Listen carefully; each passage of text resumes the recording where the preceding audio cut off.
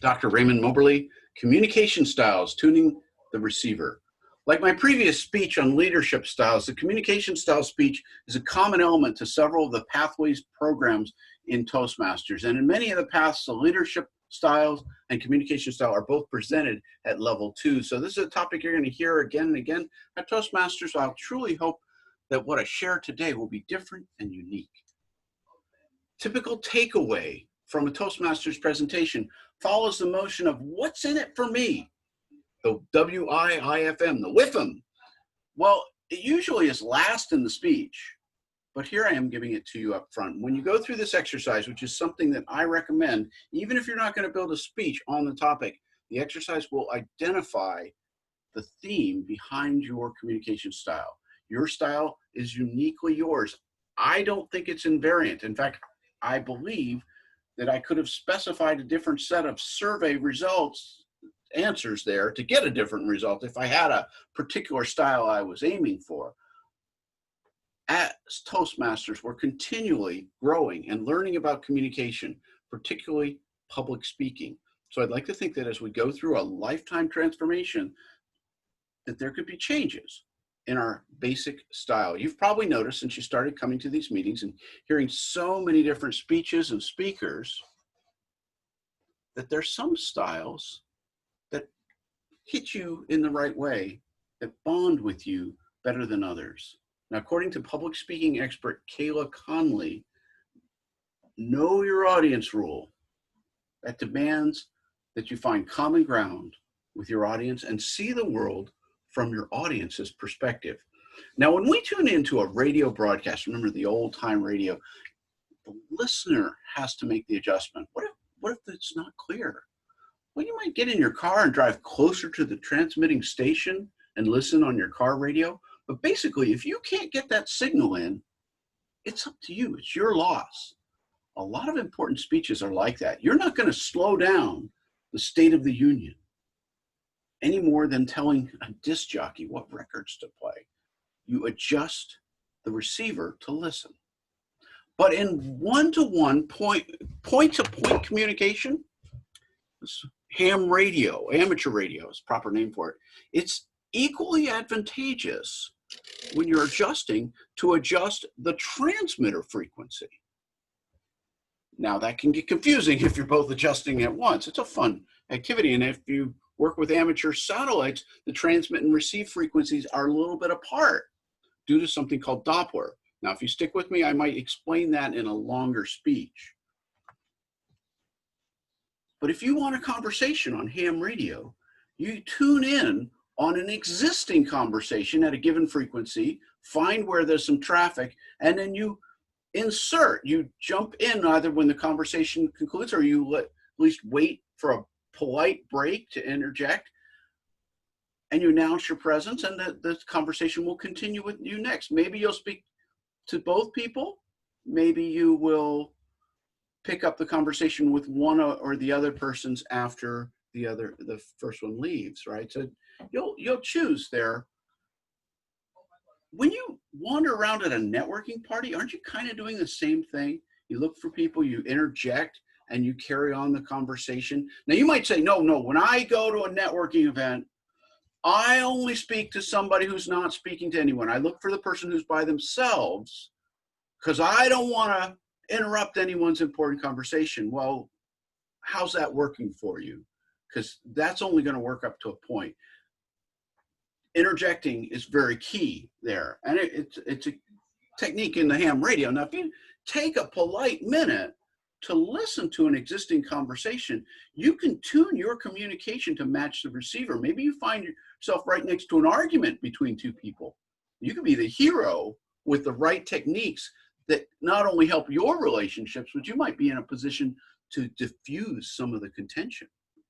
Now, there's actually a time for inciting a call to action with your speech. And right now in this season of our nation, it might not be the right time to incite. You might want to get people to settle down. But as we look at the styles of communication next, think about what's needed and begin by thinking about the style that you'd like to hear. Bring yourself into it. Are you steadfast, only willing to communicate in one tried and true way, using your base style every time, all the time? Well, see if you can retune that to match the needs of the situation and the listener or listeners. Now, some amazing interpersonal analysis is accomplished within Toastmasters system with a 7-question survey. Amazing pathways. If you didn't already know it, Toastmasters is one of the greatest bargain values in personal development. Now, it's not for everyone. And not everybody stays. I've tracked some of that statistics of the drop-off.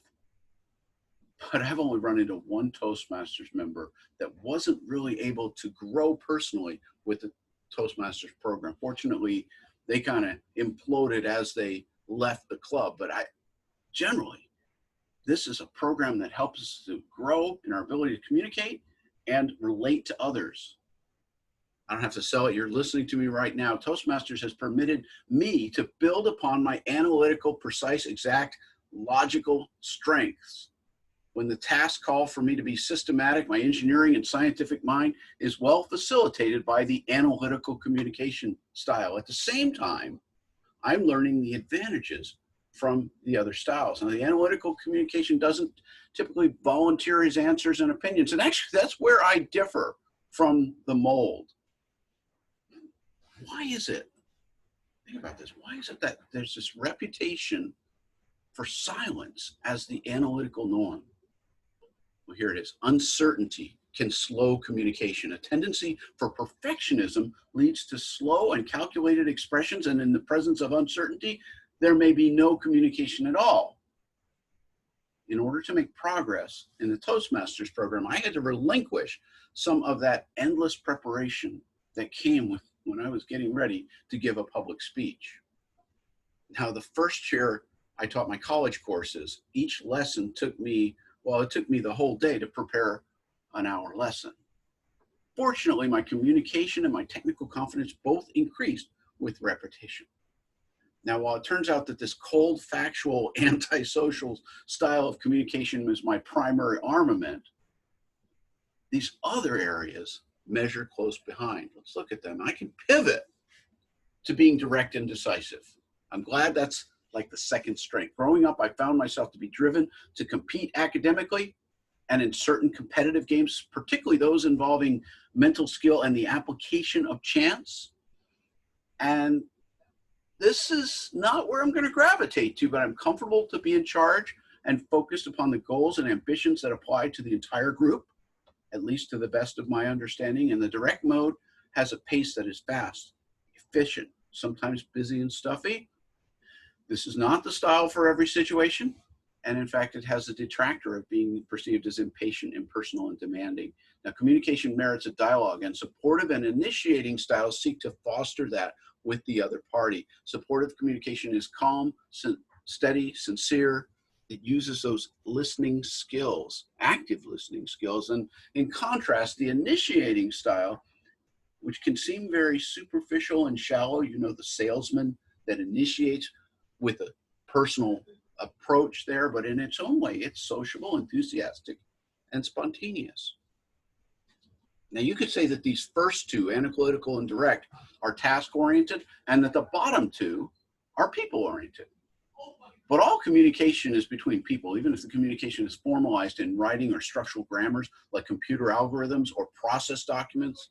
You could also divide the four by saying that the first and third are listening more than talking, and the second and fourth are for those who are willing to speak first. Whether task-oriented or people-oriented, the direct and initiating have a certain chance of turning people off. I should say a certain greater chance, but those people are probably not in the chairs of your typical Toastmasters meeting, thankfully. These styles have the plus that they both take the lead in starting the communication, and that's often essential. As George Bernard Shaw writes, the single biggest problem in communication is the illusion that it has taken place. Now, I'm glad to be looking at these other styles because I may need them at times. In fact, I'm certain of that. I introduced the term bivocational in an earlier ice-breaking speech, and on a recent talk that I did on leadership styles, I shared that I have at least 4 vocations or passions, and I'm seeking to transform how I apply my leadership in my ministry, my teaching, my business, and in and through my family. It is important to recognize how effective communication can impact your interactions with others. It can lead to higher efficiency, good morale in the workplace, increased innovation, creative potential in those groups, and satisfactory personal and familiar relationships. Again, what's in it for you? Better relationships is a key. For each of these areas of my life, there are these people. There's an innovative team in my business as I seek to build that team. There's the dedicated members of my church congregation, the inspiring students in my classes, and then the beloved family members. And all must be effectively reached by communication. Because I am the sole owner of my business, it may be a benefit that I can rely upon that direct communication when addressing my employees and my suppliers. Not everyone's going to prefer that I get to the point quickly and in a succinct manner, but when dealing with these communications, it's good to be specific, avoid over-explaining. Don't repeat yourself and focus on solutions. Only provide the details when asked. And my customers, they get to ask the details. Since my value proposition is based on my intellect, my customers and collaborators are going to expect my analytical communication to be emphasized. And since that appears to be my preferred communication style, I play to that strength. My analytical communication also factors strongly into what I offer as an educator. Most students know to expect the facts and figures when I present complex information and challenging concepts. I have to be ready when it is time to respond and answer questions. Again, the analytical strength, but not every student is going to absorb the material quickly, and I have to be patient when they think through and process that new information. Now, sometimes a student is in need of more supportive or initiating style, either encouraging them to express their concerns, allowing them to make decisions, breaking the ice by sharing my own stories, thus creating a friendly, non-threatening environment in the classroom, in the office hours, or just passing each other on campus. There are these styles that help the relationship with the family and when I'm involved in my ministries. Sure, I can play to my stronger styles of being analytical and direct, but let's face it, it's the other styles that are typically the strengths in relationship building interactions. Now at Toastmasters, we emphasize public speaking in which an individual learns to effectively address an audience, even a large audience. Now after every prepared speech, there is feedback, and even the impromptu speeches of our Table Topics program are recognized with applause and the best are awarded. But a communicator who is good is not going to wait for the speech to conclude to garner feedback. In those situations where communication style may be making a difference, it's important to rely on the instantaneous feedback, and communication is a two-way street. If the verbal acknowledgement isn't forthcoming, we can at least look at the attentiveness of the audience and the members of the audience. What's their body language telling you? Are they listening? Are they getting it? There is much research and many theories about communication. But I'll tell you, an ounce of practice outweighs the value of a pound of theory. Is it working? If not, try a different approach. Truth be told, a certain percentage of my communication and my communication efforts fall flat. Even at Toastmasters, I run out of time more often than I get to the point. So communication styles, adjust the transmit to the receive. See if that works for you.